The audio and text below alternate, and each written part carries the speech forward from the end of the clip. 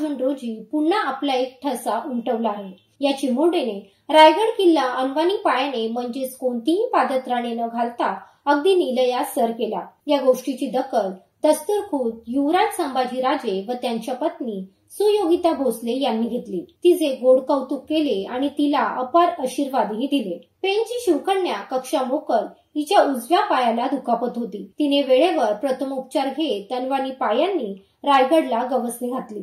त्यामुळे गडावर होळीच्या मालावर तिच्या या कार्याची प्रशंसा करून तिचा गौरव करण्यात आला। कक्षाने राजांसोबत बसून गडावर संपन्न होणाऱ्या मर्दानी खेळांचा आनंद घेतला। त्याचबरोबर राजदरबारातील शिवभक्तांना पोवाडे गाऊन दाखवले। अनेक शिवभक्त चिमुकल्या कक्षाने गायलेले पोवाडे ऐकून अक्षरशः दंग झाले। काहींनी तर तिला उचलून घेतले, काहींनी खाऊ दिला आणि तिच्या पुढील वाटचालीसाठी शुभेच्छा दिल्या। यावेळी छत्रपती सेवा प्रतिष्ठान नागपूर यांच्याकडून राजा शंभू छत्रपती हे पुस्तक तिला भेट म्हणून देण्यात आले। लोकशक्ती लाईव्ह साठी न्यूज ब्युरो पेण।